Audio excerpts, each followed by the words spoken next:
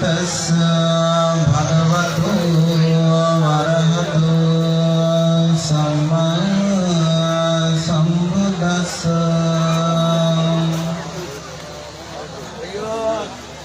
बुद्धो पच्चेका बुद्धो सवकसापि सब्बसो एतेन यज्ञदानेन पतति यमतं पदम् किच्छु मनुष्य पठिलाभो किच्चं मच्चन जीवितम् किस्सं सद्धम्मसवनं किस्सु बुद्धानं उपदम् एतेन सस्सवाज्येन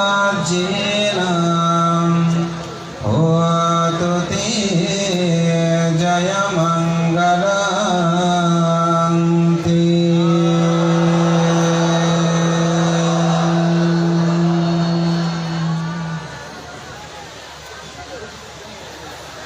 ঐতিহ্যের সমৃদ্ধময়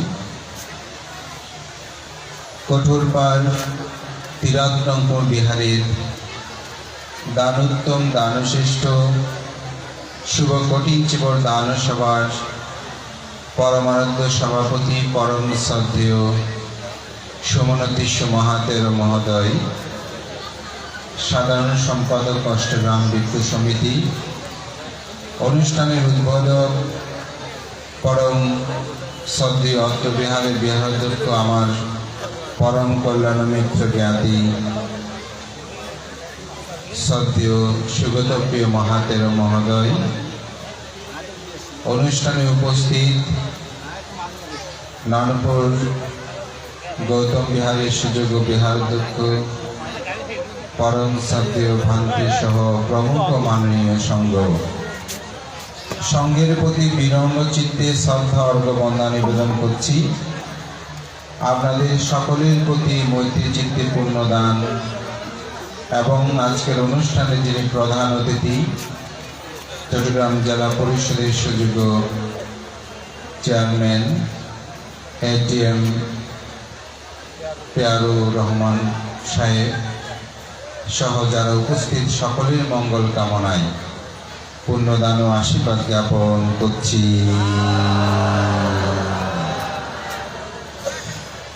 ধর্মপ্রাণ প্রিয় উপাসক উপাসিকা বিন্দু, আজকে একটু পরীক্ষা হলো। পরীক্ষাটা হচ্ছে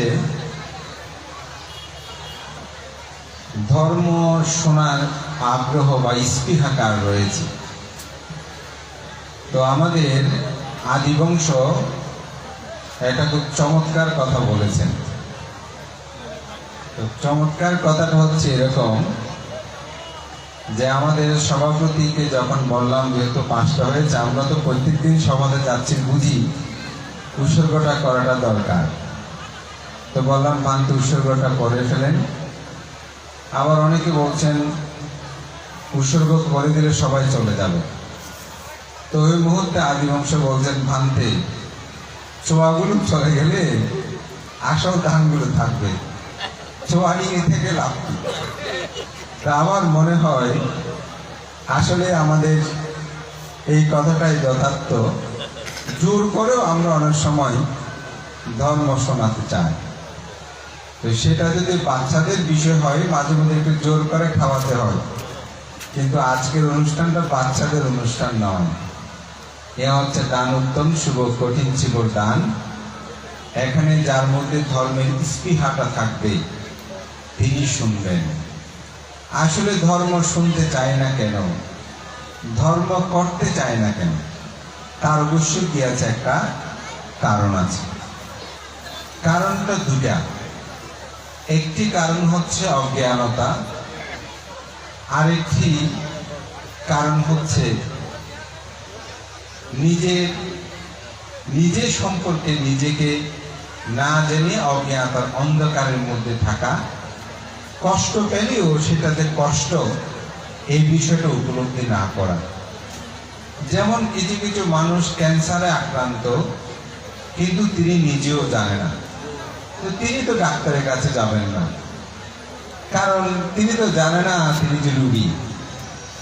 আবার কিছু কিছু মানুষ আছে রোগ জানার পরেও বলে যে ডাক্তারের কাছে গেলে এই পরীক্ষা সেই পরীক্ষা অনেক কিছু দেবে, ওখানে গিয়ে একটা টাকা পয়সা খরচ করার কোনো দরকার নেই।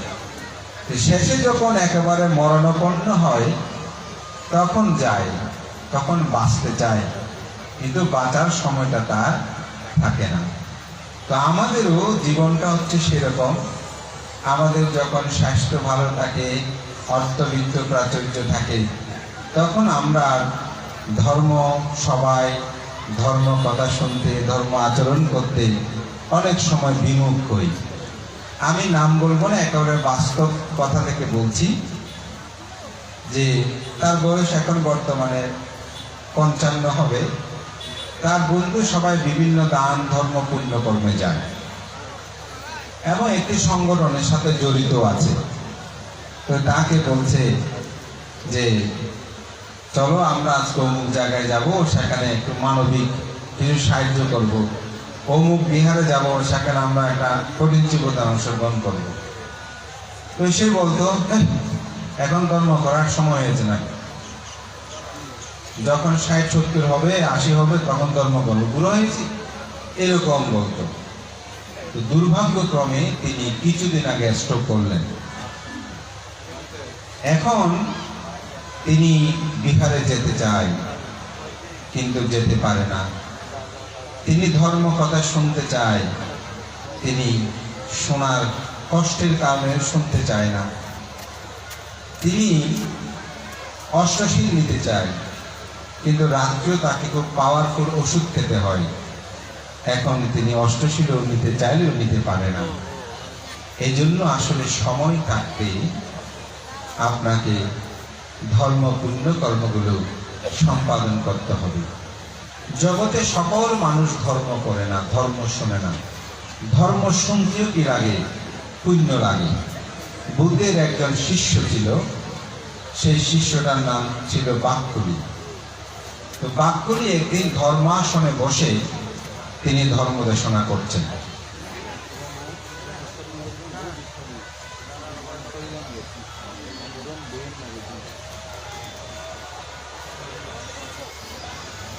তো বাক্কুলি ধর্ম দেশনা করছেন, পিছনে বুদ্ধ এসে ধর্ম কথা শুনছেন।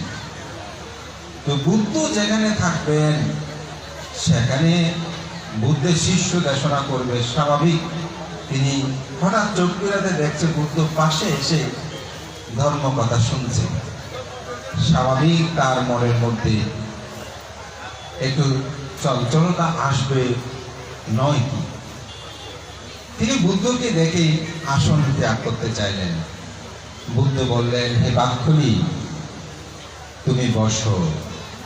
তুমি যদি অনন্তকাল ধর্ম দেশনা করো, এই তথাগত বুদ্ধ বাহুলীপাত হয়ে ঋদ্ধি সম্পূর্ণ হয়ে তার আয়ুকে প্রবৃদ্ধি করে তুমি যদি কল্পকাল ধর্ম দেশনা করো, তাহলে তিনি কল্পকাল ধর্ম দেশনা শ্রবণ করার জন্য অপেক্ষা থাকবে। এই যে বুদ্ধের অমিত কথা, ধর্ম দেশনা শ্রবণের প্রতি বুদ্ধের যে ইচ্ছে, এটি আসলে এখানে প্রতীয়মান হয়। বুদ্ধ একবার ধর্ম দেশনা করছেন, সেখানে 5টা মানুষ ছিল। 5 জনের 5 রকম অবস্থা। তো বুদ্ধকে বলছে আনন্দ এসে, আনন্দ ছিলেন বুদ্ধের অসাধারণ একজন সেবক, আপনারা অবাক হবেন শুনলেই। বুদ্ধ যখন পরিনির্বাণ শয্যায় শায়িত হবেন, সেই মল্লদের শালবৃক্ষ বনে, তখন আনন্দ ভিক্ষুদের অভ্যর্থনাশালায় গিয়ে কান্না করছিল। আনন্দকে যখন দেখছে না, তখন বুদ্ধ বলছে, আনন্দ কোথায়? বলছে, তথাগত বুদ্ধ, আপনি তো পরিনির্বাপিত হবেন, সেজন্য আনন্দ এখন ভিক্ষুদের অভ্যর্থনাশালায় গিয়ে সেখানে কান্না করছে। বলে যে আনন্দকে ডেকে নিয়ে আসো। আনন্দ আসলেন। বুদ্ধ বলেন, আনন্দ তুমি কান্না করো না, তুমি আত্মদীপ হও, অচিরেই তুমি অরহত্ত মার্গ জ্ঞানে উপনীত হবে। হে আনন্দ, তোমার মতন সেবক আমি আর কাউকে পাইনি। তুমি কায় দ্বারা, তুমি বাক্য দ্বারা, তুমি মন দ্বারা তথাগত বুদ্ধের সেবা করেছ। আমার কথাটার মধ্যে একটা গভীর চিন্তা আছে। কায় দ্বারা তুমি বুদ্ধের সেবা করেছ, বাক্য দ্বারা তুমি বুদ্ধের সেবা করেছ, মনের দ্বারা তুমি বুদ্ধের সেবা করেছ। আমি আপনাদেরকে যদি প্রশ্ন করি, মনের দ্বারা বুদ্ধকে কিভাবে সেবা করেছে? স্বাভাবিক, আমি যখন এটা পড়তে শুরু করলাম আমি অবাক হলাম যে মনের দ্বারা আবার কিভাবে সেবা হয়।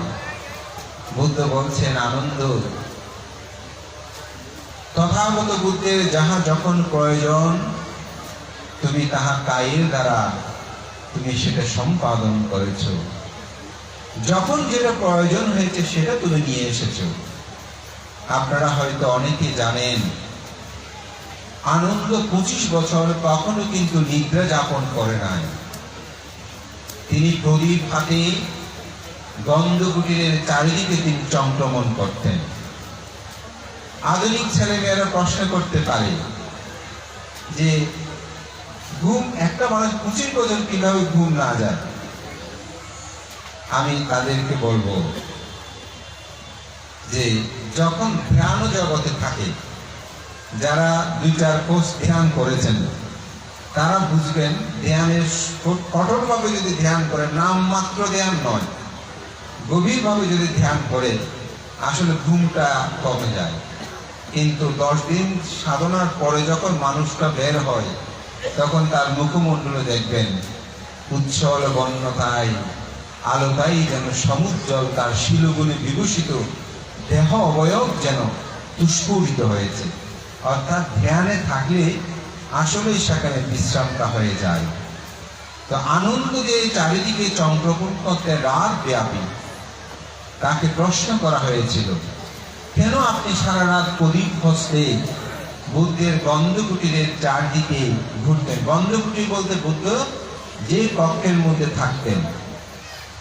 আনন্দ বলেছিল, তথাগত বুদ্ধের যদি কোনো কিছুর প্রয়োজন হয়, আনন্দ বলে একবার সাথে সাথে ডাকার সাথে সাথে যেন আমি উপস্থিত হতে পারি।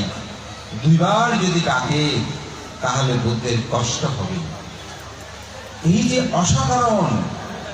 আর আমাদের ছেলে মেয়ে, আমাদের মা বাবা, পুত্রবধূ যারা আছেন, যখন মা বাবা ডাকে অনেক সময় চুপ করে থাকি, 5 বার ডাকলেও না শোনার মতো করে থাকি। শিক্ষক ডাকলেও, বয়োজ্যেষ্ঠ ডাকলেও কি বলবো না কি বলবো, না শোনার মতো ভান করি। আসলে আমাদের উচিত বুদ্ধির এখান থেকে শিক্ষা, আমি যখন সেবক হব সেবকের মতন আমি সেবা করব। তখন বুদ্ধ বলছেন, বাক্য দ্বারা সেবা কি? এই যে 1 বার থেকে 2 বার যেন ডাকতে কষ্ট না হয়, আনন্দ সেভাবে আমার সেবা করেছি। এই আনন্দ কিভাবে কায়ের দ্বারা সেবা করেছেন? যখন যেটা প্রয়োজন সেটা তিনি দিয়েছেন। নারগিরি বস্তি যখন তাকে বুদ্ধকে আক্রমণ করতে আসছিল, তিনি সামনে গিয়ে দাঁড়িয়েছেন। বাক্যের দ্বারা তথাগত বুদ্ধের সেবা করেছেন। কখন কিটা কি প্রয়োজন, কিভাবে কি কথা বলবে সে বিষয়ে তিনি উত্থাপন করেছেন। মনের দ্বারা কিরকম সেবা, এটাই আমাকে খুব ভাবিত করেছে। বুদ্ধ বলছেন, আনন্দ প্রতিদিন সেই সকালে ভোর থেকে উঠে প্রার্থনা করত, তথাগত বুদ্ধ দীর্ঘায়ু লাভ করুক, তথাগত বুদ্ধ সুস্থ থাকুক, তথাগত বুদ্ধ প্রশান্তিতে থাকুক। এটি মনের দ্বারা বুদ্ধের সেবা করত। কোথায়? মনে মনে প্রার্থনা। আপনারাও করেন, হয়তো জানেন না। তখন আপনারাও বুদ্ধের সামনে গিয়ে প্রার্থনা করে বলেন, আমার স্ত্রী যেন ভালো থাকে, আমার পুত্র যেন ভালো থাকে, আমার স্বামী যেন ভালো থাকে, আমাদের ভান্তে যেন ভালো থাকে, আমাদের অমুক আত্মীয়টা যেন সুস্থ হয়, এটাকে বলা হয় মনের দ্বারা সেবা করা, মনের দ্বারা তার কল্যাণ কামনা করা। তো বুদ্ধ সেরকম ভাবেই সেবা দিয়েছেন আনন্দ। সে আনন্দ যে তথাগত বুদ্ধকে প্রশ্ন করছেন, তথাগত বুদ্ধ আপনি তো ধর্ম দেশনা করছেন, এত কষ্ট করে আপনার এই 5টা মানুষ মাত্র বসে আছে, সেখানে তো একটা মানুষ মাত্র ধর্ম শুনছে, বাকিগুলো এক একজন এক এক রকম করছে। আনন্দ কিরকম করছে? তথাগত বুদ্ধ আপনি এত কষ্ট করে ধর্ম দেশনা করছেন, অথচ দেখতে পাচ্ছি একজন মানুষ আপনার ধর্ম কথা না শুনে নিদ্রা যাপন করছে, অর্থাৎ ঘুমিয়ে পড়ছে। অনেকে আছে না ধর্ম সবাই ঘুমিয়ে পড়া। বুদ্ধ বলছেন আনন্দ, এই লোকটি অতীত 500 জন্ম তিনি সর্পকুলে জন্মগ্রহণ করেছিল। সে এই জন্যে মানুষ হয়ে জন্মগ্রহণ করলেও, বুদ্ধের মতো মহাপুরুষের সাক্ষাৎ পেলেও কিন্তু সেই সাপের সংস্কার সে পরিত্যাগ করতে পারে নাই। তাই বুদ্ধের ধর্ম কথা না শুনে সে নিদ্রা যাপন করছে। তথাগত বুদ্ধ আরেকজনকে দেখছি, সে মানুষটি বসে একবার উঠে এখানে বসে কিছুক্ষণ পর উঠে আরেক জায়গায় যায়, গাছের ডালপালাগুলো ছিঁড়ে কিছুক্ষণ পর পর এরকম করে, এক জায়গায় স্থির থাকে না। ধর্ম সবাই দেখবেন অনেক সময় এসে বসেছে, ও ওইদিকে কোন একটা আচা আবার সেদিকে যায়, এরকম করে উঠে তারপর নয়তো বসে। তখনকার সময়তে চারাগুলো থাকতো, এখন তো আর ভ্যাকসিন ছিঁড়ার কোনো সুযোগ নাই, তবু ওগুলো নিয়ে হাতে ছেঁড়া মিল শুরু করে দেয়, এরকম স্বভাব। বলছে এরকম সে করছে। বুদ্ধ বললেন সে অতীত 500 জন্ম বানর কুলে জন্মগ্রহণ করেছিল, কিন্তু বানরের স্বভাব সেই পরিবর্তন করতে পারে নাই, সেই সংস্কারে সেই সংস্কারিত হয়ে আছে। তথাগত বুদ্ধ আরেকজনকে দেখছি, তিনি বসে বসে মাটি করতেছে। এরকম অনেকে আছে না, বসে আঙ্গুলটা নিয়ে মাটি করতে থাকে। বলে তার কারণ কি? বুদ্ধ বলছেন অতীত জন্মে সেই 500 জন্ম কেঁচুকুলে জন্মগ্রহণ করেছিল। মানুষ হয়ে জন্মগ্রহণ করলেও কেঁচুর স্বভাব সে পরিবর্তন করতে পারেনি, যার কারণে সেই ধর্ম কথা না শুনে সেই কেঁচুর মতো সে মাটি কর্ষণ করছে। তথাগত বুদ্ধ আরেকজনকে দেখছি, আপনার ধর্ম কথা না শুনে আকাশের দিকে তাকিয়ে আছে। বলে সে অতীত 500 জন্ম নক্ষত্র গণক ব্রাহ্মণ ছিলেন, যার কারণে সেই সংস্কার বশত সেদিকে তাকিয়ে আছে, তবুও আমার ধর্ম কথা শুনছে না। তথাগত বুদ্ধ আরেকজনকে দেখছি, তিনি হাত জোর করে অতি বিনীত ভাবে আপনার দিকে যে ধর্ম কথা শুনছে। আপনি মাইকটা বন্ধ রাখেন, সাউন্ড বক্সটা দেন, আপনি মাইক বন্ধ রাখেন, সাউন্ড বক্সটা ঠিক মতো দেন, এটাও ধর্ম সমাজ, সমস্যা নেই। ধর্মপ্রাণ প্রিয় উপাসক উপাসিকা বিন্দু, আরেকজন বলছে বিনীত ভাবে তিনি ধর্ম কথা শুনছেন। বুদ্ধ বললেন তিনি অতীত 500 জন্মেও সত্য সন্ধানের জন্য সেই ধর্ম শ্রবণ করতে তীব্র আগ্রহ ছিলেন, যার কারণে এই জন্মেও সে বুদ্ধের ধর্ম কথা শুনছে।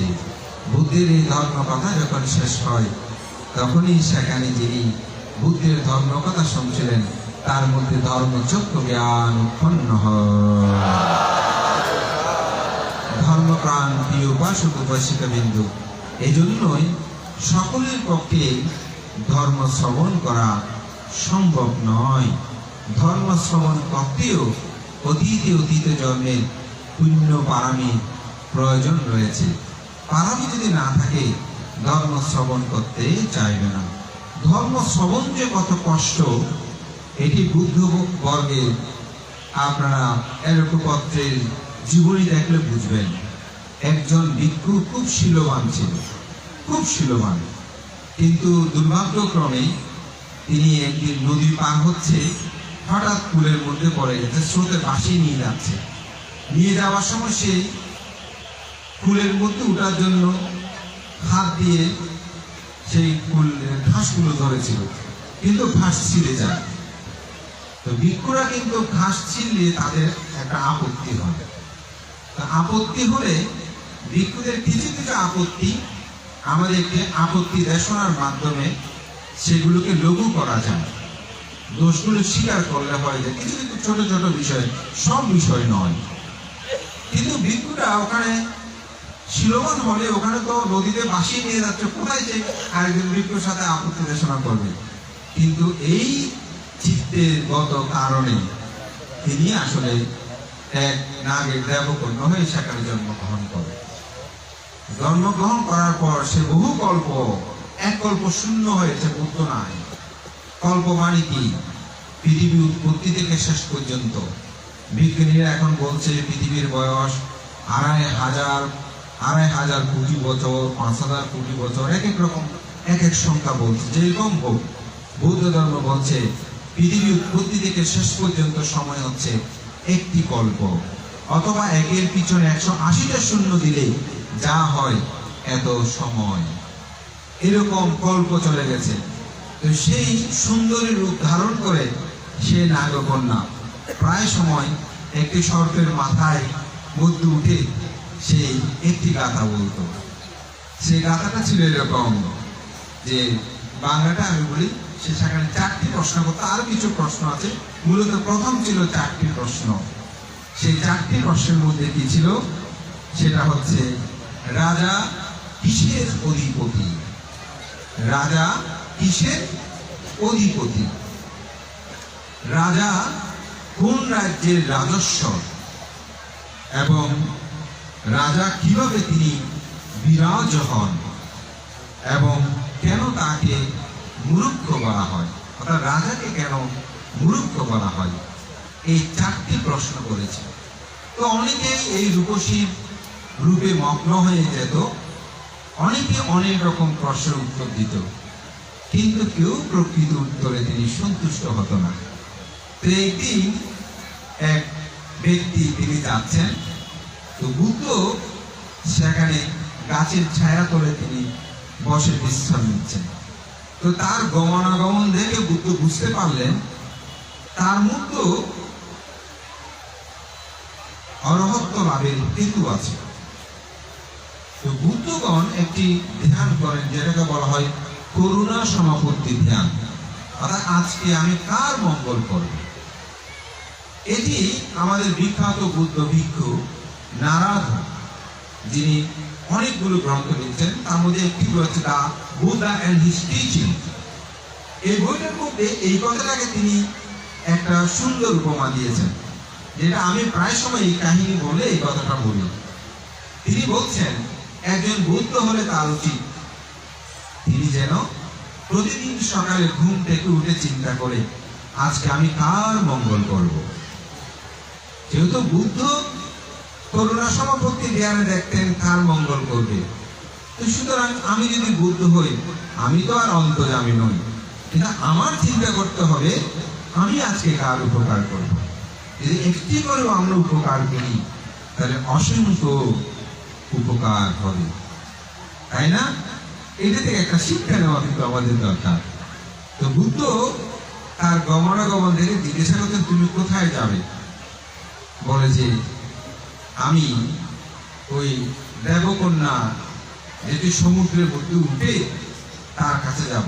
কি জন্য? বলে যে সে খুব রূপসী, তার শর্ত যে তার প্রশ্নের উত্তর যিনি দিতে পারবেন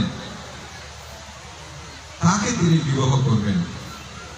তার রূপে মগ্ন হয়ে রাজা মহারাজা বহুজন গিয়েছে, কিন্তু কেউ উত্তর দিয়ে তাকে সন্তুষ্ট করতে পারে না। তো বলছে কি উত্তর দেবে? বলছে আমি এরকম উত্তর দেব। বলে তোমার উত্তরটা সঠিক হবে না, আমি তোমাকে উত্তরটা দিয়ে দিচ্ছি, তুমি এটা বলি। ঠিক তাকে শিখিয়ে দিল বুদ্ধ। তিনি সেখানে গেলেন। অমাবস্যা, অষ্টমী, পূর্ণিমা তিথিতেই মূলত এই দেবকন্যা বিভিন্ন ভাবে সেখানে একেবারে ঋদ্ধির মতন প্রদর্শন করে সেখানে সেই উঠে শত শত হাজার হাজার মানুষ তাকে দেখার জন্য উদ্দীপ হয়ে সেখানে যায়। তো সেখানেও গেল, এবং একটি মঞ্চ তৈরি করা আছে, উত্তরদাতা তিনি সেখানে যাবেন।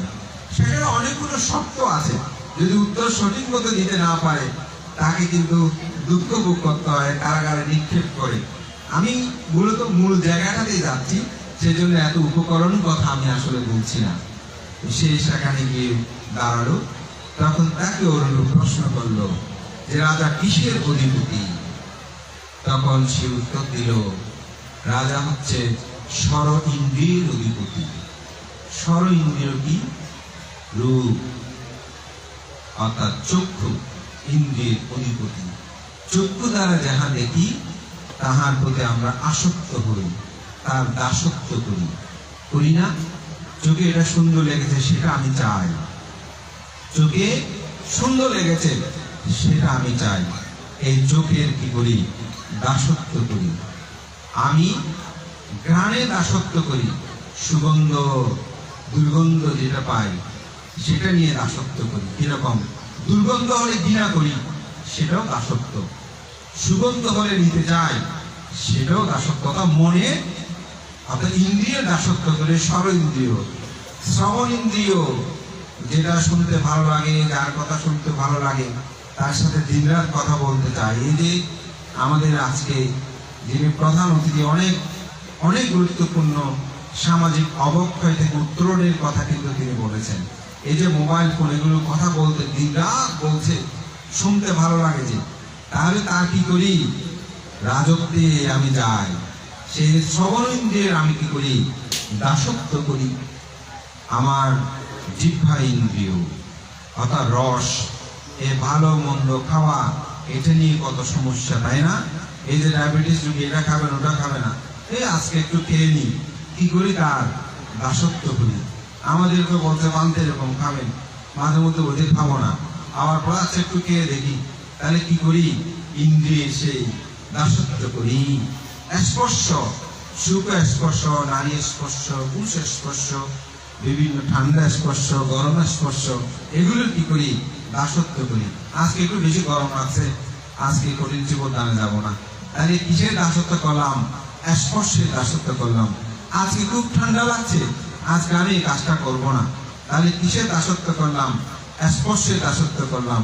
আজকে করবো না, ভালো লাগতেছে না, বেশি গরম, তাহলে করলাম না। কি হলো? এক ক্লাস কোথায় থেকে পাবো? ভালো রেজাল্ট কোথায় করব? এই স্বর ইন্দ্রিয়। তারপর হচ্ছে মন। এই স্বর রিপুর যিনি দাসত্ব করে তাকে বলা হয় কি? রাজা। তাকে বলা হয় কি? রাজা। সেজন্য বলছে রাজা কিসের অধিপতি?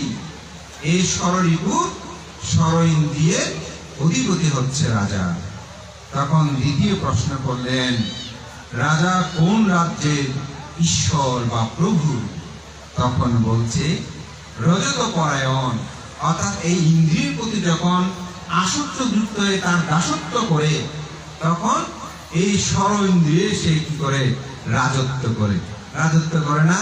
চোখ দিয়ে এটা চাই, এটা আমি পেতে চাই, এটা নিয়ে আমার স্বপ্ন, এটা নিয়ে ভাবনা, তাহলে তাকে নিয়ে তো আমার রাজত্ব কি হয়েছে? শুরু হয়ে গেছে। রাজত্ব মানে কি? সে রাজ্যের, যেমন আমাদের দেশের প্রধানমন্ত্রী হচ্ছে মাননীয় প্রধানমন্ত্রী শেখ হাসিনা, তিনি এটা রাজত্ব করছে না? এটাকে শাসন করছে না? তার কথাই তো সবকিছু চলে। টাইম চেঞ্জ করলেও চেঞ্জ হয়ে যায়। যদি বলে যে এটা এমন করবেন না, আমাদের সবাইকে কি হয়? মানতে হয় নিয়ম। তাহলে কি করছেন? উনি রাজত্ব করছেন। ঠিক আমাদের চক্ষু, এই জগতের যত ভোগ্য বস্তু আছে, পঞ্চকামগুলো, সেখানে আমাদের রাজত্ব হয়। সেই জন্য বলছে রজত তিনি হয়ে যায়। আবার বলছে কিভাবে তিনি বিরাজ হন। আবার রাজা কিভাবে রাজ্যচ্যুত হন, অর্থাৎ রাজত্ব হারান, এটাকে হয় বিরাজ। বিরাজটা আসলে একটা খুব গভীর কথা, যেটা বুদ্ধ ধর্ম দর্শনে বলছে বিরাজ ধাম্মা শ্রেষ্ঠ। যত ধর্ম আছে জগতে, সবচেয়ে শ্রেষ্ঠ ধর্ম হচ্ছে বিরাগ হওয়া। আজকে এখানে একটি প্রশ্ন এসেছে যে কঠিন চিগুর দান, এটা শ্রেষ্ঠ দান। আমরা তো জানি ধর্মদান শ্রেষ্ঠ দান। তাহলে কঠিন চিবর দান কিভাবে শ্রেষ্ঠ দান হয়? আমি বলবো, ধর্মদানের মধ্যে বলছে বিরাগ ধাম্মা শ্রেষ্ঠ। এটা বুদ্ধের কথা। বিরাগ ধাম্মা শ্রেষ্ঠ, অর্থাৎ বিরাগ যেখানে সেখানেই হচ্ছে শ্রেষ্ঠ ধর্ম। কিসের প্রতি বিরাগ? চক্ষু বিঘ্রাণ ইন্দ্রিয়, রস বিঘ্রাণ ইন্দ্রিয়, ঘ্রাণ বিঘ্রাণ ইন্দ্রিয়, শ্রবণ বিঘ্রাণ ইন্দ্রিয়, মন বিঘ্রাণ ইন্দ্রিয়ের প্রতি আসক্তিহীন হওয়াই হচ্ছে বিরাগ বা বিরজ। কঠিন চিবর দান যখন ভিক্ষু এই চিবরটা গ্রহণ করবে আপনাদের বিহারোদ্যক্ষ বানতে, তিনি সীমা করে যাওয়ার পর তিনি বলতে পারবে না এই চিবরটা আমাকে দেন। যদি তিনি বলে এই চিবরটা আমাকে দেন, তাহলে এই চিবরটা কঠিনে আশ্রম করা যাবে না, অর্থাৎ কঠিনত্বে এটা পরিণত করা যাবে না। তখন আপনাদের ধ্যান থেকে এই স্বর ইন্দ্রিয় বিরাগ বা বিরাজ রেখে ওনাকে স্থির থাকতে হবে। মনে উৎপন্ন হলেও স্থির করতে হবে না, সঙ্গ যেটা দেবে আমি সেটাই নেব। তবে এখানে একটি বিনয় আবার অনুচ্ছেদ আছে, যদি সঙ্গে অনুমতি দেয় যে ভাঙতে আপনি কোন চিবরটা নেবেন আপনি একটু বেছে নেন, তখন কিন্তু তারা আপত্তি হবে না। তো যেহেতু স্বর ইন্দ্রিয়টাকে সংযত করে এই চিবরটাকে গ্রহণ করতে হয়, যেহেতু বলা হচ্ছে বিরাগ ধাম্মা শ্রেষ্ঠ, সেই মুহূর্তে চিবরটা গ্রহণ করার সময় তাকে এই শ্রেষ্ঠত্বতার চিত্তক্ষণ অন্তর্জগতের মধ্যে জাগ্রত করতে হয়। সেই কারণেই কঠিন চিবর দানটাকে শ্রেষ্ঠ দান এবং বস্তুগত দানের মধ্যে সর্বশ্রেষ্ঠ দান হিসেবে আখ্যায়িত করা হয়। এখানে একটি সেই বিরাগের সাথে একটা সম্পর্ক বিদ্যমান রয়েছে। তো বুদ্ধ আবার সাব্বা দানাং ধাম্মা দানাং জিনাবি, ধর্মদানকে জগতে সর্বশ্রেষ্ঠ জয়ী হিসাবে চিহ্নিত করেছেন। সবাইকে জয় করে ধাম্মা দানাং সাব্বা দানাং জিনাবি। তো এখানে আসলে মূলত স্বরইন্দ্রিয়ের সাথে যে বিষয়গুলো সম্পৃক্ত থাকে সেটাই আমাদের আজকালকার দেশনা অনেক সময় দেখবেন বক্তব্যে সেখানে ব্যক্তি বিশেষকে ইঙ্গিত করে ধর্ম কথা বলে, তখন কি আপনি এটাকে শ্রেষ্ঠ দান বলবেন? কোনোদিনও না। 5টি অঙ্গ আছে সেখানে। আমি অতি সাম্প্রতি একজন ভিক্ষুর ধর্ম দেশনা আমি শুনলাম, শোনা তো সুযোগ পাই না, কাটপিস শোনালো আমাকে। বলতে দেখেন উনি একজন ব্যক্তিকে ইন্ডিকেট করে কিভাবে তিনি তুচ্ছ তাচ্ছল্য করছেন। উনি আমার মতন বিভিন্ন জায়গায় একক ধর্ম দেশক হিসাবে যায় দেশনা করে। তো আমি দেখে তার সম্পর্কে আমার ভিন্ন রূপ ধারণ উৎপন্ন হল। আরে আমি তো মনে করতাম তিনি নির্লিপ্তভাবে দেশনা করেন, কিন্তু দেখছি তিনি তো হিও করে দেশনা করেন। তা আমি বললাম উপেক্ষা করেন, যার যার কর্ম শেষে ভোগ করবেন। কারণ ধর্ম দেশনায় আপনি কাউকে কোনরূপ ভাবে হিও প্রতিপূর্ণ করে ধর্ম দেশনা করতে পারবেন না। হিও প্রতিপূর্ণহীনভাবে যদি আপনি ধর্ম দেশনা করেন, সেটাই হবে শ্রেষ্ঠ দান। সে অর্থে ধর্মদানটাই হবে শ্রেষ্ঠ দান। তো সেজন্য আসলে এই কঠিন চিবর দানটাকে উত্তম দান, শ্রেষ্ঠ দান বলার কারণটা হচ্ছে আপনারা আমাদেরকে যত কিছু দান করেন, যেমন আপনি যদি বলতে ভাবতে আমরা এই কঠোরপাড় তিরাত্তরপুর বিহার আপনাকে দান করে দেব, আমি যদি বলছি ও বিহারটা খুব সুন্দর, দান পেলে খুব ভালো, দেন দেন দেন দেন, কোনো সমস্যা নেই, আমি নিলাম, খুশি, এখানে কোনো আপত্তি নাই, এটা গ্রহণ করতে কোনো বাধা নাই। আপনি যদি বলতে পারেন পুরো কঠোরপাড় আপনাকে দিয়ে দিলাম, আমি বললাম খুব ভালো হয়েছে, আমার নামে লিখে দেন, তাহলে দেখবেন এটাতে কোনো আপত্তি নেই, গ্রহণ করতে কোনো সমস্যা নেই। যদি বলতে আমাদের পুরো বাংলাদেশ দিলাম, আমি বললাম দেন কোনো সমস্যা নেই।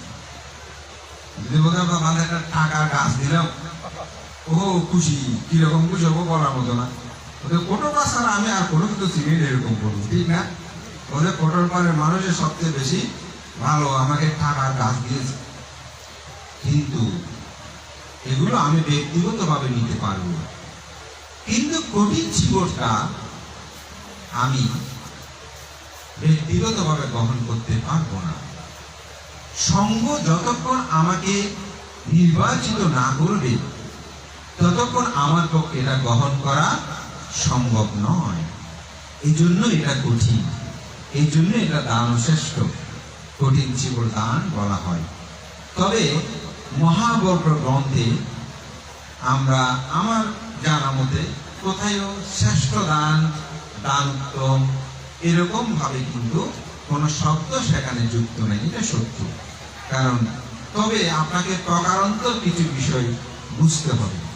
যেমন আপনারা যখন সঙ্গদান করেন, তখন সঙ্গদানে যখন 50, 60 জন, 100 জন ভিক্ষুর আহ্বান হয়, তখন সেখানে আমরা একটা কথা লিখি, সেটা হচ্ছে কি মহাসঙ্গদান। কিন্তু আপনারা কি লক্ষ্য করে দেখেছেন, যখন ভান্তে সঙ্গদান উৎসর্গ বলে তখন কি বলে? ইমাং ভিক্ষাং ভিক্ষু সাঙ্গাসা দানাং দেমা বুঝেমা। ওখানে একই যেরকম মন্ত্র আপনারা উচ্চারণ করছেন, 100, 500, 1000 ভিক্ষু হলেও আপনারা ওই 4 জন ভিক্ষুর সম্মুখে যে উচ্চারণটা করেন, ইমাং ভিক্ষাং সাপালিকারাং ভিক্ষু সাঙ্গাসা দানাং দেমা বুঝেমা, ঠিক অনুরূপ ভাবে 1000 ভিক্ষু হলো 60 জন ভিক্ষুর সম্মুখে যেরকম 1000 ভিক্ষুর সম্মুখেও সেরকম। তাহলে মহাশব্দটা কেন যুক্ত হলো? আসলে এটা একটা বিশেষণ যুক্ত করে যাতে মানুষের মধ্যে একটা শ্রদ্ধাবোধ জাগ্রত হয়, সেই জন্য আমাদের পূর্ব আচার্যরা বা অনেকেই এটাকে মহাসংগঠন বললো, অমুক জায়গায় নাকি মহাসংগঠন হবে, অনেক ভিক্ষু হলে চলেন সেখানে একটু যাই, এটি মানুষের মধ্যে একটা জাগ্রত হয়। কিছু কিছু বিষয় আপনাকে জেনে বুঝে নিতে হবে। যেমন একজন একবার প্রশ্ন করতে মানতে, বুদ্ধকে অনেকে বুড়ো বসায়, কালো বসায়, লম্বা বসায়, সাদা বসায়, এরকম বলে যে এটা কতটুকু যুক্তিপূর্ণ। এখন মহাভূততে এখন কি বলে, এগুলো প্রচলিত আছে। এখন বলতে তো কবে কিছু একটা, তা আমি বললাম যে আরেক জায়গায় সেরকম উত্তরটা এরকমই দিল যে বলে আপনার ছেলের নাম ধরেন পুলক বড়ুয়া বা জমি বড়ুয়া, তো মা বাবা অনেক সময় খালা শোনা, তালা শোনা, বড় ছেলে, হ্যাঁ ছোট রাতে এরকম করে বলে না, তার কিন্তু একটা আসল নাম আছে, তো আদর করে ডাকে। এটাকে আর কেউ নিষেধ করে? এটা নিষেধ করে না তো। বাবা, দুদু, কত কিছু ডাকে না, এরকম করে তো ডাকে। তো এখন বুদ্ধকে অনেকে শ্রদ্ধা করে এরকম ডাকছে, এটা নিয়ে এত বাড়াবাড়ি করার দরকার নেই।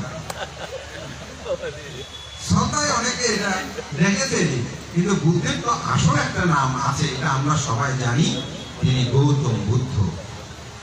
এটা সত্য। তো পৃথিবীতে কিছু সত্য, সম্মতি সত্য আপনাকে মেনে নিয়ে অনেক সময় চলতে হবে। যেমন সত্ত্বেও বনভান্তে একবার বলছে যে তোমরা মদ না খেয়ে দুধ খাও, এখন তাহলে বাঁচবে, আর নয়তো মরবে। মদ শব্দটা চলে গেছে, বলতে আজকে রাত্রের মধ্যে দুধ না খেলে মানুষ মরে যাবে। দুধ এখানে ছিল কিনা জানি না, আমাদের চাঁদগাঁওয়ার দুধ শেষ, আনতে গেছে দেখা বদরাট থেকে। বর্ধমানতে আমি বদরাট থেকে দুধ এনে খাওয়াচ্ছি, বিদেশ থেকে আমাদেরকে ফোন দিচ্ছে, মানতে বর্ধমানতে নাকি এটা বলেছে, মা তো আমাকে ঠিক দিচ্ছেন, এখন রাতের এখানে দুধটা আমি দুধ কোথায় পাবো? মা বলতেছে না, তুই এখন দুধ খেয়ে আমাকে আবার ফোন দে, এখন মার সাথে তো মিথ্যে বাঁধতে পারে নাকি। তা আমি রাজবন্ধুদের ফোন দিলাম, বলতে বাঁধতে ওই ওখানে মূলত বর্ধমানতে এরকম দেশনা করেছে, এটা এরকম। তা আমার বিষয়টা এটা না।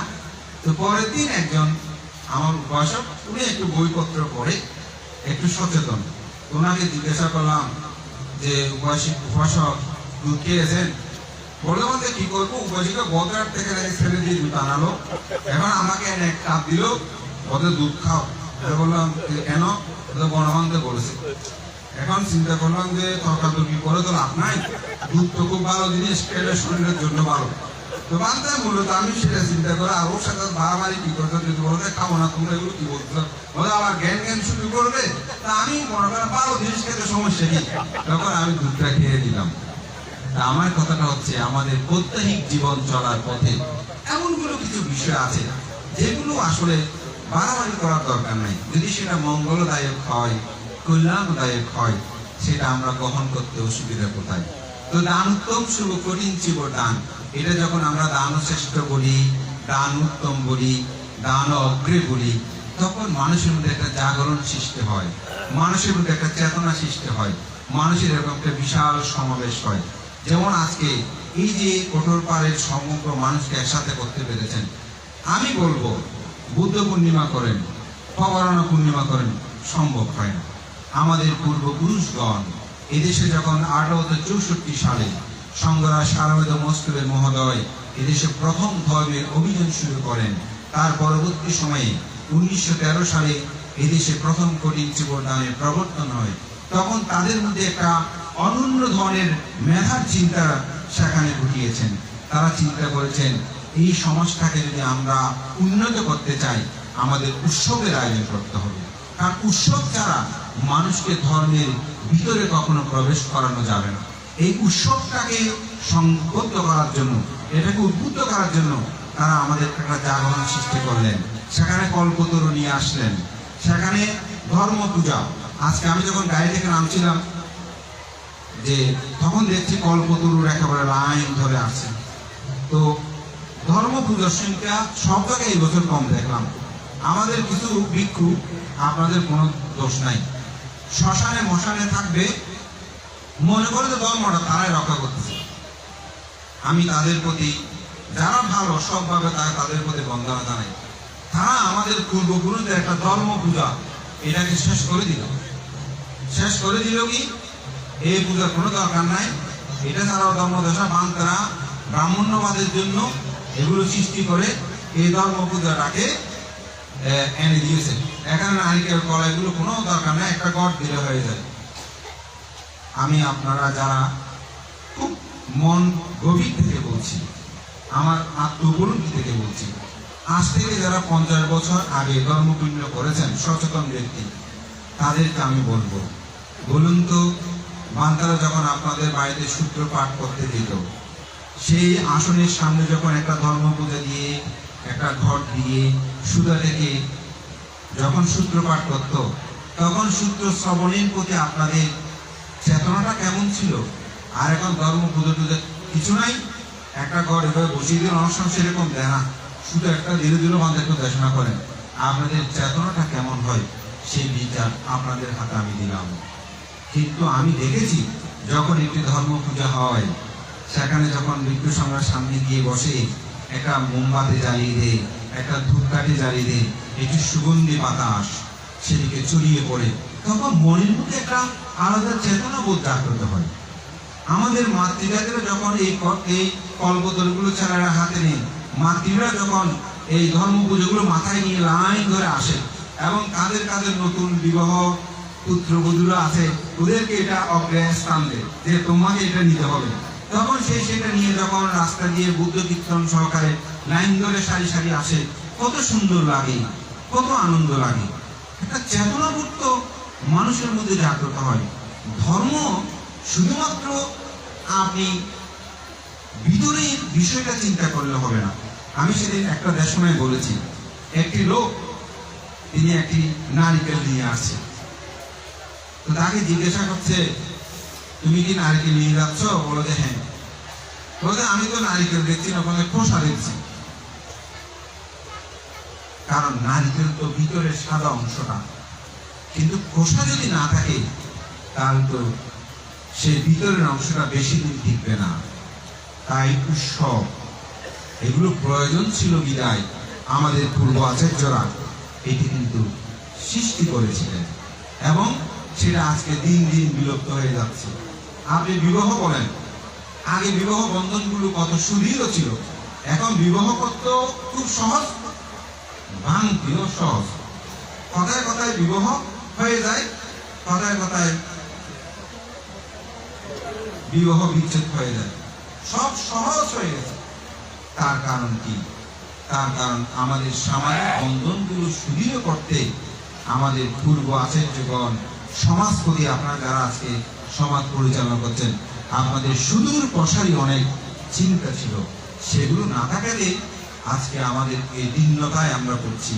আমাদের মধ্যে মানবিকতা বলছি ঠিক, কেমন মানবিকতা বলে বলতে, এখন যেভাবে মানবিকতা আছে, যে টাকা দিচ্ছেন, কিসের মানবিকতা? 10 তলা 4 তলা বিল্ডিং এ গেলাম, তো জিজ্ঞাসা করলাম আপনি আসছেন এখানে কত মাস? আমি আসছি 6 মাস। ও এখানে আর গরু আছে? বলে বলতে না আছে শুনছি, কিন্তু কোনোদিন কথা হয়নি। দেখেন, 4 তলার মধ্যে আমরা একসাথে বসবাস করি, কিন্তু আমরা কারোর সাথে কেউ কোনো কথা বলি না। কিসের মানবিকতা, কিসের আন্তরিকতা আমাদের মধ্যে আছে? আমরা দিন দিন আমাদের একজন উপাসক একবার দেশনে বক্তব্য বলেছেন, আসলে কি বলবো, গানও সেরকম হয়ে গেছে। আগে বলতো যে আমরা সবাই মিলেমিশে থাকবো, আমরা সবাই রাজা, বলতে এখন বলে যে আমাকে আমার মতো থাকতে দাও। গানও বলতেছে কি আমাকে আমার মতো থাকতে দাও। উপাসকের কথাটা শুনে আমার খুব ভালো লাগছে যে আসলে আমরা সেরকম আত্মকেন্দ্রিক হয়ে যাচ্ছি।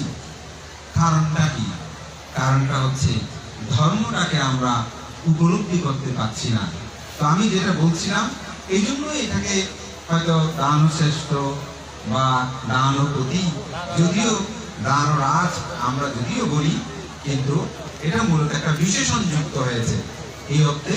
তবে বুদ্ধের এই ধর্ম দর্শন পৃথিবীর সর্বক্ষেত্রে সকল দানটাই আসলে আমাদের কাছে শ্রেষ্ঠতর। কেন? কারণ মানুষ যেভাবে আমরা আমাদের জীবন দর্শনে চলাফেরা করি, সেই ক্ষেত্রে অনেক সময় আমরা আসলে শ্রেষ্ঠতর দান তো সম্পাদন করার সুযোগ আমাদের হয় নাই। তো রাজাকে প্রশ্ন করলেন যে বিরাজ কখন হয়? যখন আপনার ইন্দ্রিয়গুলো সংযত হয়, তখন হয় বিরাজ। এই বিরাজ ধাম্মা ক্ষেত্র বলতে আসলে ইন্দ্রিয়টা সংযত হলেই সে মানুষের আর কোনো দুঃখ থাকে না। তখন তাকে বলছেন কেন তাকে মূর্খ বলা হয়? কারণ তিনি আসক্তিযুক্ত হয়ে এই ষড় ইন্দ্রিয়ের দাসত্ব করে। যারা এই ষড় ইন্দ্রিয়ের দাসত্ব করে তাদেরকে বলা হয় মূর্খ। আমরা মূর্খ কাকে বলি? সাধারণত যিনি লেখাপড়া জানে না, স্কুল কলেজে যায়নি, অক্ষর জ্ঞানী, অনেক সময় তাদেরকে আমরা মূর্খ বলি। কিন্তু বুদ্ধ তাকে মূর্খ বলেনি। বুদ্ধ বলেছেন কি, যিনি ষড় ইন্দ্রিয়ের দাসত্ব করে তিনি হচ্ছে কি মূর্খ। তাই আমাদের জীবন দর্শনে তখনই এই দেবকন্যা নাগকন্যা তিনি বুঝতে পারলেন জগতে বুদ্ধের আবির্ভাব হয়েছে। কারণ জগতে বুদ্ধের আবির্ভাব না হলে এই সত্য কেউ বুঝতে পারে না। তখন বলছে আমি বুঝতে পেরেছি জগতে বুদ্ধ উৎপন্ন। তখন তারা গেলেন, সেখানেই বুদ্ধ এই গাথাটা ভাষণ করেছেন, কিচ্ছু মানুষা পাটিলাভ কিচ্ছং মাসানা দীবিতাং কিচ্ছং সদম্মা সাবানাং কিচ্ছু বুদ্ধানাং উৎপাদো। জগতে মানব জন্ম লাভ করা বড় দুর্লভ। এই মানব জন্ম যদি লাভ করতে না পারেন, তাহলে এত দুর্লভ জীবন লাভ করতে না পারলে এই জীবনের সার্থকতা হতো না। আমরা মানুষ হয়ে জন্মগ্রহণ করেছি। আমি যদি আপনাকে বলি আপনাকে 100 কোটি টাকা দেবো, কুকুর হবেন? সুখে থাকতে পারবেন? বুদ্ধিমান জ্ঞানী মানুষ হলে কোনোদিন সেটা হতে চাইবে না। আমি তো প্রার্থনা করি, যেমন অনেক মানুষের দান করে, প্রচুর দান করে, কিন্তু শীল পালন করে না। যেমন প্রাণী হত্যা করে না, প্রাণী হত্যা করে, চুরি করে, ব্যভিচারী করে, মিথ্যা কথা, ভেদ কথা, কর্কশ কথা বলে, সংকর আলাপ করে, মানুষের কষ্ট পায় মতো কথা বলে এবং নেশাদ্রব্য পান করে। মানুষটা অনেক দান করেছে, মৃত্যুর পরে কি হবে? আমি অনেকবার দেশানায় বলেছি, একবার চাঁদগাঁও আবাসিকে একটা বাড়িতে গিয়েছি, একটা কুকুর দেখলাম। উপাসককে জিজ্ঞাসা করলাম, আমার পরিচিত উপাসক, আমার কুকুর একটা কোথায় বলতে মানতে এটা আজ থেকে 15 বছর আগের কথা। বলতে মানতে এটা আমার শালিকার কুকুর, সে অস্ট্রেলিয়ায় গিয়েছে, তো কুকুরটা মানতে এখানে দিয়ে গেছে। আমি কুকুর এত বেশি করি না, এমনি নিচে আছে তবে এরকম। ও মানতে জানেন এই কুকুরটার জন্য প্রতি মাসে 25,000 টাকা খরচ হয়। আমি অবাক হলাম, তো মনে মনে ভাবলাম আরো অনেক কথা, এইটুকুতেই বলি যে এই কুকুরটা মানুষ চলতে কষ্ট, এই কুকুরটার জন্য 25,000 টাকা খরচ করার কারণ কি? তো বুদ্ধ কর্মবাদে বলছে এই কুকুরটা অতীত জন্মে দান করেছে, সেই কুকুর তীর্যকায় জন্মগ্রহণ করলেও দানফল সে ভোগ করছে, কিন্তু শীল পালন করে নাই, তাই মানুষ হয়ে জন্মগ্রহণ করার সৌভাগ্য সে লাভ করতে পারে না। এই জন্য আপনি দান করলে শুধু হবে না, সাথে সাথে আপনাকে শিলময় জীবনযাপনটা করতে হবে। তো শিলময় জীবনযাপন করলে হবে না, আপনার চিত্তকে বিশুদ্ধ করতে হবে।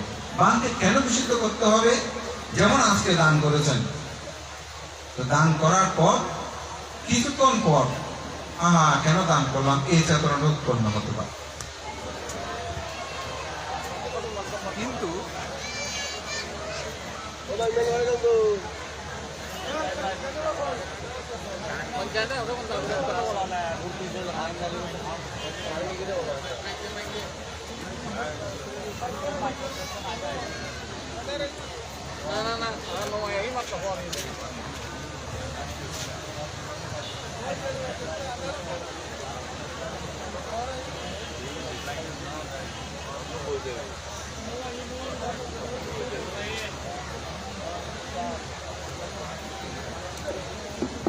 হ্যালো, কিন্তু আপনার চেতনাটা ভিন্ন দিকে চলে যেতে পারে। তো ভাবনা যখন করবেন আপনার চিত্তটা বিশুদ্ধ হবে। বান্তে কি বিশুদ্ধ? যদি শ্রোতাপত্তি লাভী হন তখন 3টি সংযোজন চলে যাবে: সৎকায় দৃষ্টি, বীজ বিশ্বাস, শীলব্রত পরশ। এই 3টে সংযোজন যখন চলে যাবে তখন আপনি দান যে করেছেন, এই দানটা করার পর আপনার মধ্যে আর কখনো অনুশোচন উৎপন্ন হবে না, অর্থাৎ স্থিরতা যাওয়া। এজন্য জ্ঞান এবং প্রজ্ঞা দুটি এক, কিন্তু আলাদা। ভান্তে কিরকম? যেমন আপনারা দান করছেন, এটা জ্ঞানময় কর্ম সম্পাদন করছেন, কিন্তু কিছুক্ষণ পর ওই যে বললাম মনের মধ্যে আবার এই দানে কি ফল হবে, এটা ভাবলো কি আসতে পারে, কিন্তু প্রজ্ঞা যখন থাকবে তখন এটা আর আসবে না। একটা উদাহরণ দিয়ে বলি, আমার দেশ শান্তি যাচ্ছি, একটি প্রকোষ্ঠে আপনার লাইট জ্বালানো আছে, আপনি পড়তে শুরু করেছেন, লাইটটা যখন বন্ধ হলো তখন আপনি আর পড়তে পারছেন না। আবার একটা লাইট জ্বালানো আছে, আপনি পড়তে শুরু করেছেন, লাইটটা নিবানোর পরে আপনি পড়তে পারছেন। এটা হচ্ছে প্রজ্ঞা, আগেরটা হচ্ছে জ্ঞান। দুটি এক, অর্থাৎ জ্ঞানটা উৎপন্ন হয়ে ধ্বংস হয়ে যেতে পারে, একই জিনিস, আর প্রজ্ঞাটা কখনো ধ্বংস হয় না। এই জন্য বুদ্ধ বলছেন বিদ্যার ধ্বংস আছে, প্রজ্ঞার ধ্বংস নাই। একটু চিন্তার বিষয়। ছোটবেলায় মা বাবা আমাদের শিক্ষক আমাদেরকে বলেছেন, এই বিদ্যা কোনোদিন ধ্বংস হয় না, চুরি হয় না, ডাকাতি হয় না, বিদ্যা অর্জন করো। দ্বন্দ্ব এগুলো চুরি হয়ে ডাকাতে নিয়ে যায়, আমাদেরকে এই শিক্ষা দিয়েছেন। কিন্তু বুদ্ধ বলছেন বিদ্যাও কি হয়?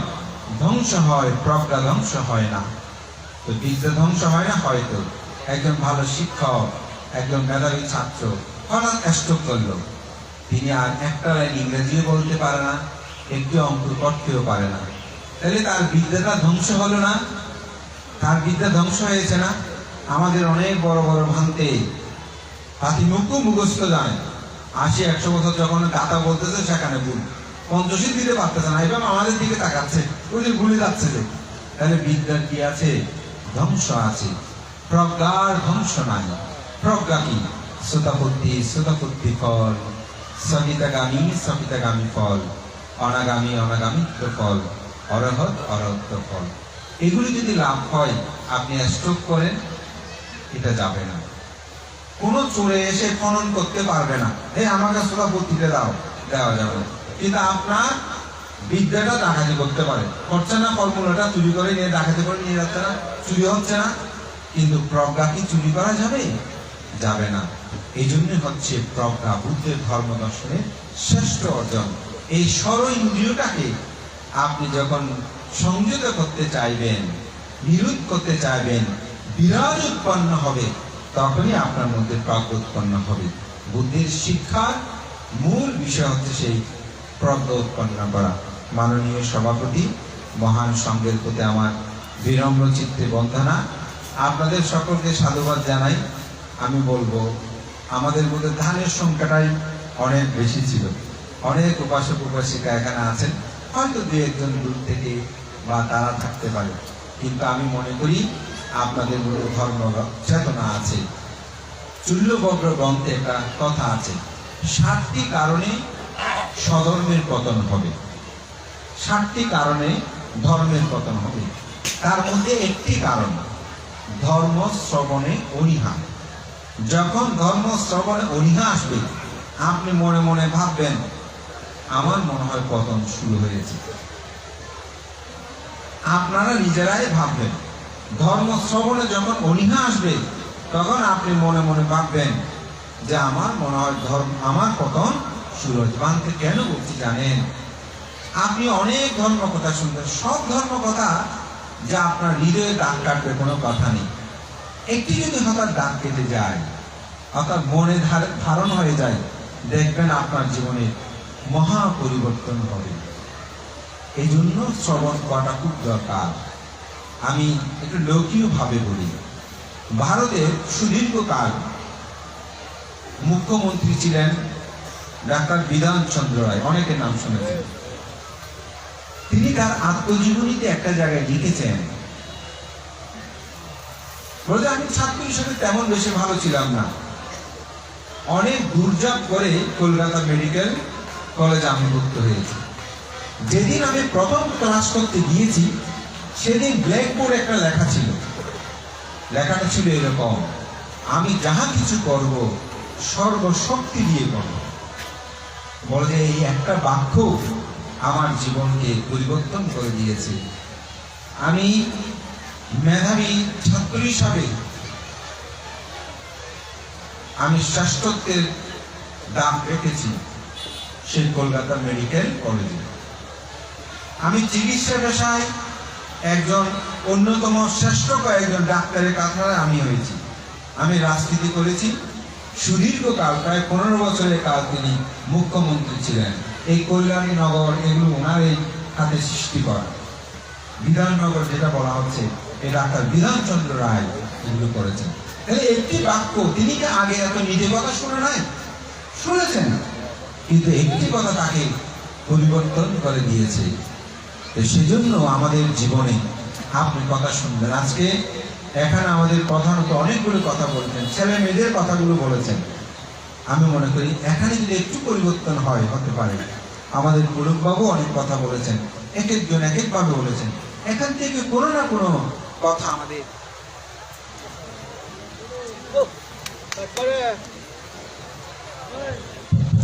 আমাদের কোনো না কোনো কথা রেখাপাত করবে। যেমন তিনি এভাবে যখন তুলে ধরলেন, আজকে যে আধুনিক বিশ্বে চায়নারা সূর্য তৈরি করছে, চায়না দেশটা একসময় বৌদ্ধ ধর্মের জয় জয়কার ছিল। এটাকে তুলে ধরে একটা অন্য সম্পদের মধ্যে কিভাবে তিনি এটাকে উপস্থাপনা করেছেন, এটা একটা শেখার বিষয় আছে, তো উপলব্ধির বিষয় আছে। তো আমি মনে করি এটি আমাদের অনুধাবন করা দরকার। তো আজকে দান উত্তম শুভ কঠিন জীবন দান, ইতিমধ্যে আমি তার শ্রেষ্ঠত্ব বিষয়টা নিয়ে কিছু আলোচনা করেছি। বুদ্ধ কাটিয়াবাসী 3 জন ভিক্ষুক উপলক্ষ করে এই কঠিন জীবন দানের কর্মটি সম্পাদন করার জন্য তিনি অনুজ্ঞা প্রদান করেছিলেন। এবং কঠিন জীবন দানের আনিশংস আজকে মঙ্গলাচরণে এটা হয়ে গেছে, একটা নতুনত্ব খুব ভালো লেগেছে যে শ্রমণদ্বয় তারা কঠিন জীবন দানের আনিশংসগুলো ব্যাখ্যা করে দিয়েছেন। তবুও কঠিন জীবন দান, সেই জন্য আমি একটা গাথা বলেছি, বুদ্ধ পাচ্ছে বুদ্ধ সাবাকা সাপি সাপাসো এতেই না আজ্ঞা দানে না পাত্তাতে আমাদান প্রদান। বুদ্ধ হতে হলে, পাঁচটা বুদ্ধ হতে হলে তাকে অরহত হতে হলে তাকে অবশ্যই অগ্রে এই কঠিন জীবন দান কর্ম সম্পাদন করতে হবে। তো আমাদের প্রধান অতিথি আজকে বলছেন, আপনারা যে এত কষ্ট করে এসেছেন, এই কঠিন জীবন দান থেকে আপনারা কি শিক্ষা নিয়ে যাবেন? তো অনেক শিক্ষার কথা বলেছি, একটু সামারিতে যদি এরকম বলি, ইন্দ্রিয়গুলিকে সংযত করার কথা আমি বলেছি। এই ষড় ইন্দ্রিয় দাসত্ব করবেন না, চোখে যা দেখে সেটাতে নিতে হবে, করতে হবে, এমন কোনো কথা নেই। সেটা আমি আমার প্রজ্ঞা দিয়ে বিবেচনা করব। তো জীবন দানে কি শিক্ষা নেবেন? আমি একটু দুইটা শিক্ষার কথা বলছি, আমার দেশে শেষ হবে 5-6 মিনিটের মধ্যে। প্রথম হচ্ছে এই জীবন। আমি একজন বিখ্যাত ভিক্ষুর কথা দিয়ে বলি, তিনি হচ্ছে ডক্টর শরণপাল মহাদেব। তিনি কানাডাতে যখন যান, তখন কানাডা টরন্টো ইউনিভার্সিটিতে তিনি যখন প্রথম দিন ক্লাস করতে যান, তখন সেখানে অনেকগুলো মেয়ে ছেলে তারা তাকে দেখে হাঁটছে, মনে করছে তিনি ভিন্ন গ্রহের কোনো কেউ হবে। তো তাকে সে যখন ক্যাফেতে যে কফি খাচ্ছে, তারা এসে ওকে ধরলো, বোধ হলো আপনি কে? তো শরণপাল ভাঙতে চিন্তা করছে, আমার নাম শরণপাল, এত কঠিন তারা মনে রাখতে পারবে না। তো ভাঙতে বলছে, আমাকে আপনারা ভাঙতে রাখতে পারবেন। ও ভাঙতে। তো বলে যে আমরা আপনাকে দেখছি, এটা এই কাপড়টা আপনি কেন পরেছেন, এটা কি জন্য পরেছেন? তো ভাঙতে আসলে এই প্রশ্নের উত্তর দিতে প্রস্তুত ছিলেন না। তো তিনি বলছে, আমি একটু পরে দেব। বলছে কালকে কিন্তু আমরা আপনাকে খুঁজে নেব, উত্তরটা কালকে অবশ্যই দিতে হবে। তো 2-1 দিন পরে তারা ভাঙ থেকে খুঁজে দিল। নিয়ে বলছে, আপনাকে ক্লাস শেষ করে কথা বলার সুযোগ দেন না। হ্যাঁ, আসলে বিষয়টাকে আপনাকে বলতে হবে, আমরা তো এক একজনে এক এক ফ্যাশন পরিধান করি, কিন্তু আপনারটা দেখে একই রকম ফ্যাশনের 2-3 দিন থেকে দেখতে যে একই কাপড়, আপনার অন্য ধরনের কোনো ফ্যাশন নাই। মনে করছে এটা একটা ফ্যাশন হতে পারে। যেমন আমি আমেরিকাতে গিয়েছিলাম, আমার এটা খুব হাসি পায়। তো আমার জোতাটাও আমার চিবরের রং ছিল, তারপর কাঁধে ব্যাগ দিতে এটি চিবর রং ছিল। তো ওরা দুজন আমাকে দেখে বলতে, মানে আমাকে সেখানে তারা বলতে লাগলো, এক্সিলেন্ট ফ্যাশন, আমাকে বলতেছে, এটা গুড লুক। Thank you. মানে আমি যাই বলো একটু ভালোই বলতে হয়। তো এখন সে মনে করে যে আমি ধর্ম যাজক, সেটা না, মানে আমার ফ্যাশনটাই এটা এরকম মনে করেছে ওরা, মনে করে অনেকে। এখন বসে একটু পরিবর্তন হচ্ছে। তো ভান থেকে বলছে যে কেন আপনার এটা পরিবর্তন হয় না? তো ভানতে কিন্তু প্রথম দিনে তিনি গিয়ে কাপড়টা খুলে রেখে বলে, আমি বিছানায় শুয়ে ভাবছি, আসলে সবার কাপড়ের পরিবর্তন আসে, কিন্তু আমার কাপড়ের কেন পরিবর্তন নাই? তখন তিনি একটা উত্তর খুঁজে পেলেন। খুঁজে পেয়ে ওই ভানতে আসলে সময়ের কারণে দেখা করতে পারেনি, পরে দেখা করলো।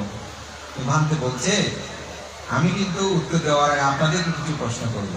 বলছে হ্যাঁ করুন। বলছে আপনারা তো প্রত্যেকদিন এক এক রকমের ডিজাইন, এক এক ধরনের ফ্যাশন পরে আসেন, এগুলো নির্বাচন করতে কষ্ট হয় না? বলে হ্যাঁ, আমরা তো বের হওয়ার আগে ভাবি আজকে কোন পোশাকটা পরবো, কালকে কোন পোশাকটা পরবো। বলে এটা নিয়ে অনেক চিন্তা ধান্দা হবে, রাত্রে পর্যন্ত চিন্তা করি কালকে কোন ফ্যাশনটা পরে যাবো। ও, তো এখন তো 2006 সাল, যখন 7 হবে, 7-এর মধ্যে ফ্যাশনটা কিরকম আসছে, এটা নিয়ে মার্কেটে ঘুরতে হয় না?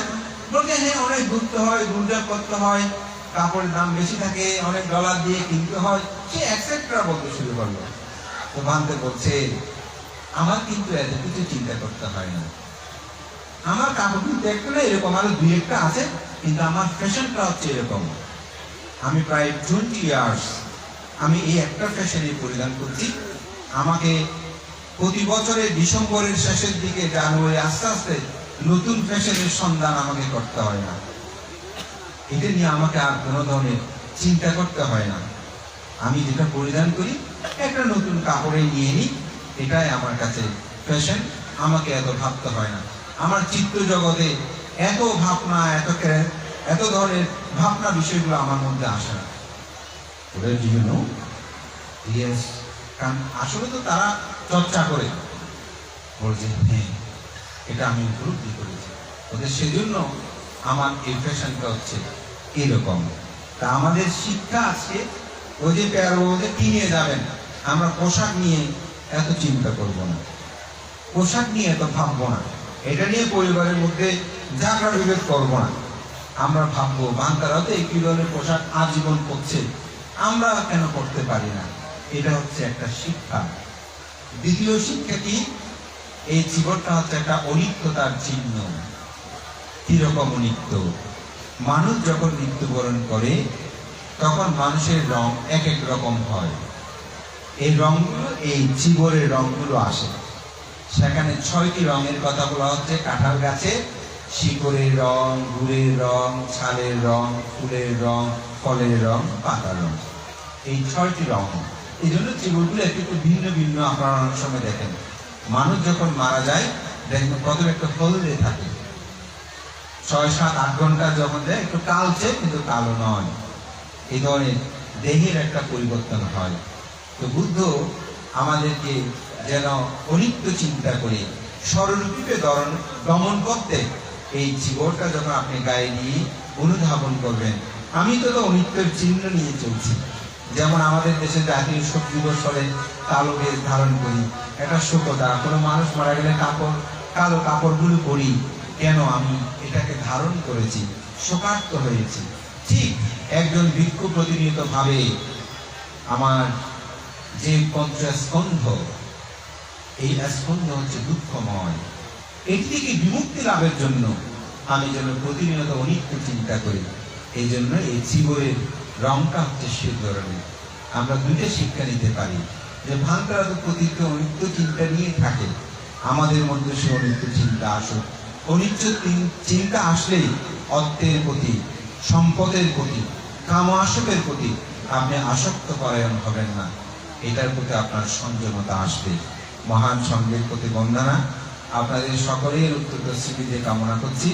পরীক্ষায় আপনারা সবাই পাশ হয়েছেন। কেন হন? আপনাদের মধ্যে ধর্ম শ্রবণের স্পৃহা রয়েছে। এখন প্রায় 6টা 2 হয়েছে। এতক্ষণ ধরে যে আপনারা শুনছেন, আমার চিন্তা ছিল হয়তো 10-25 মিনিটের মধ্যে শেষ করে দেব। দেখে আপনারা সবাই বসেছেন আগ্রহ চিত্তে। বুদ্ধের পরিভাষায় বলবে, এই জন্মে নয়, অতীত জন্ম জন্মান্তরে ধর্মের প্রতি আপনাদের স্পৃহা ছিল, সত্য সন্ধানের প্রতি আপনাদের আহ্বান ছিল। বুদ্ধ যে বলেছেন, এহি বাচ্চিকো, এসো দেখো। এই এসে দেখার মতন একটি মহান সুদুর্লভ ধর্ম আমরা লাভ করিও আমাদের নতুন প্রজন্মের ছেলে মেয়েগুলো ধর্ম বিমুখ হয়। আমি তাদেরকে বলবো, বেশি বই পড়তে হবে না। বৌদ্ধ ধর্ম দর্শনে আপনি চতুরার্থী সত্য, অষ্টাঙ্গিক মার্গ, এই বিষয়গুলো একটু দেখেন, দেখবেন এই ধর্মটি আপনার কাছে একটা প্রত্যাহিক জীবন চলার পথে অন্যতম সঙ্গী হয়ে, পার্ট অফ লাইফ যাকে বলে, জীবনের একটা অংশ হয়ে আপনারা গ্রহণ করতে পারবেন। এই ধর্ম মানুষকে সুখময় জীবন যাপনের প্রশান্তি প্রদান করে। গৃহী জীবন হলে গৃহী জীবন কিভাবে সুখময় করবেন তার দিক নির্দেশনা প্রদান করে। আপনি বিভক্তি সুখের যদি অধিকারী হতে চান, আপনি কিভাবে বিভক্তি সুখের অধিকারী হবেন তার দিক নির্দেশনাগুলো প্রদান করে। আমাদের শুধু সমস্যা একটাই, আমরা নিজেকে রোগী মনে করি না। আমাদের মধ্যে রোগ আছে সেটা আমরা ভাবি না। সেই রোগটি জন্ম দুঃখ, জরা দুঃখ, ব্যাধি দুঃখ, মরণ দুঃখ, অপ্রিয় সংযোগ দুঃখ, প্রিয় বিয়োগ দুঃখ, স্পষ্ট অলাভ দুঃখ, পঞ্চপ্রধান স্কন্ধ দুঃখ। এই দুঃখগুলো যদি কারো কাছে না থাকে, বুদ্ধ ধর্ম করার কোনো দরকার নাই। বলতে আমার কাছে দুঃখগুলো নাই, আমি বুদ্ধ ধর্ম করতে চাই না, আমি তাকে বলবো খুব ভালো, খুব ভালো। আর যদি এই দুঃখগুলো থাকে, তাহলে দুঃখ থেকে মুক্ত হওয়ার জন্য আপনাকে অবশ্যই শীল, সমাধি, প্রজ্ঞা, দানশীল ভাবনা কর্ম সম্পাদন করতে হবে। কারণ জন্মকে নিরোধ করতে হলে, দুঃখ থেকে মুক্তি লাভ করতে হলে, বুদ্ধের এই সত্যের অবগাহনে আমাদের সকলকে নিমজ্জিত হতে হবে। এই বক্তব্য ব্যক্ত করে আজকে কঠোরপাড়বাসীর প্রতি কৃতজ্ঞতা জানাই। আসলে আমাকে অনেকবার এখানে পরিচিত দানে পান করেছেন, কিন্তু শুক্রবার হওয়াতে কোনো সময় নেওয়াটা সম্ভব হয় না। এবারও আজকে আমার জন্ম তীর্থশিলঘাটা গ্রামে, সেখানেও কঠিন শিবর দান আমি সকালবেলা ওখানে অংশগ্রহণ করে অনেকটা 10টার দিকে আমি ইসরায়েলকে সারাঘাটে শেষ করে আমি যাত্রা শুরু করেছি। ইচ্ছে ছিল শুরুর দিকে আসবো এখানে, তো সৌভাগ্য আমি এখান থেকে যথাসময়ে আমার উপস্থিত হয়েছে এবং আপনাদের অনুষ্ঠানের আয়োজকতা অবশ্যই আমাদের বিভিন্ন পারিপার্শ্বিকতা রক্ষা করতে হয়, এটা আমরা বুঝি। আমরা যারা সমাজের জন্য কাজ করি অনেক সময় সেটা আমরা উপলব্ধি করি। আজকে আমি মনে করি সর্বশেষ হলেও ধর্মসভার বিফলতায় আমি মনে করি এটা অসাধারণ একটি কথা আপনাদের অধ্যক্ষ বাদকে বলেছেন যে একটি সমাজ, একটি বিহার, একটি শ্মশান। এতেই বোঝা যায় কঠোরবাসে ভালো নাকি খারাপ। আমরা বিক্রি সংগ্রহ যখন বসি, আজকে আমি সকালে আমাদের গ্রামে সেই কথাটা বলেছি, আমার সংক্ষিপ্ত দেশনা বলবো না, উপদেশ কথায় যখন আমাদের গ্রামে জিজ্ঞাসা করে 200-250 পরিবার, একটা বিহার, একটি শ্মশান এবং একটি সমাজ, তখন বলবে মানুষগুলো বলো। আমরা বিক্রি সংগ্রহ যখন বসি, এখানে আবার 2-3টে বিহার আছে, তারা মনে কষ্ট নেবেন না, তো আমরা যখন বাংলারা বসি ও এটা হবে না, ঠিক আছে কেন হবে মানুষ বড় সুবিধার নয়, এটা বিক্রি অনেক সময় বলে ফেলে। তাহলে একটি বিহার, এটাকে রক্ষা করে চলবেন। এই বিহার এগুলো যা কিছু আপনারা করেছেন এগুলোকে সাধুবাদ, তার চেয়ে মহা সাধুবাদ আপনাদের একটা বিহার, একটি সমাজ, একটি শ্মশান। এটার চেয়ে বড় একতা ঐক্যতা আর কিছু নাই। আপনারা যে সাঙ্গাং সারানাং গাচ্ছামি বলেন, এটা সার্থকতা। এখানে এটা সার্থকতা হচ্ছে কি, এখানে আমাদের একে অপরের মধ্যে বিভিন্ন কিছু থাকলেও থাকে এরকম, কিন্তু আমরা কোনোদিন বিরক্ত হইনি।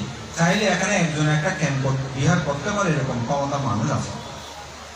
তো আমি মনে করি সেই ধরনের অর্থ থাকা দরকার, কিন্তু সেই ধরনের মানসিকতা মানুষ না থাকুক, সেই ধরনের মানসিকতা সম্পূর্ণ মানুষের প্রয়োজন নাই। কারণ একতা ঐক্যতা কি করে আজকের এই সভাটা দেখেন, এতগুলো মানুষ এখনো বসে আছে, কানায় কানায় মানুষের মরা জায়গার প্রয়োজন। এই ঐক্যতায় আমাকে মুগ্ধ করেছে। আমার ধর্মদেশনার শেষান্তে আপনাদের সকলের কাছে এই আহ্বানটা থাকবে, এই একতা ঐক্যতা যেন সর্বসময়ে সমৃদ্ধ থাকে। এই গ্রামের সন্তানরা বিভিন্নভাবে বিভিন্ন জায়গায় তারা আত্মপ্রতিষ্ঠা লাভ করেছে, বিভিন্ন জায়গায় তারা সমাদৃত হয়েছে। আমি আপনাদের প্রতি কৃতজ্ঞতা জানাচ্ছি। আমার 12 দিন ভিক্ষু পরিবাস বলতে এই গ্রামের এই সকল দায়ক দায়ক উপাসক উপাসিকা সুদীজন অনেকেই উপস্থিত হয়ে মান করতে বিভিন্নভাবে আমাকে সম্মানিত করেছেন। আজকে আমি গ্রামে আসার সময় আমার এক আপন লোকে বলছিলাম, সেই গ্রামের অনেক উপাসক আমার অনুষ্ঠানে গিয়েছিল। আমি আসলে আজকে মূলত কৃতজ্ঞতা প্রকাশের জন্য আমার সেখানে যাওয়া, সেজন্য আমি আসলে এসেই কৃতজ্ঞতা জানাটাই আমার কাছে অনেক বিশাল কিছু মনে হয়েছে। সেই জন্য উপস্থিত হতে পেরে কৃতজ্ঞতা জানিয়ে আপনাদের সকলের মঙ্গল সুখ কামনা করে, সকলের উত্তর স্মৃতি কামনা করে আমার নাতি দীর্ঘ ধর্ম কথা সহ হিত উপদেশ এখানেই সমাপ্ত ঘোষণা করছি। জগতের সকল প্রাণী সুখী হোক।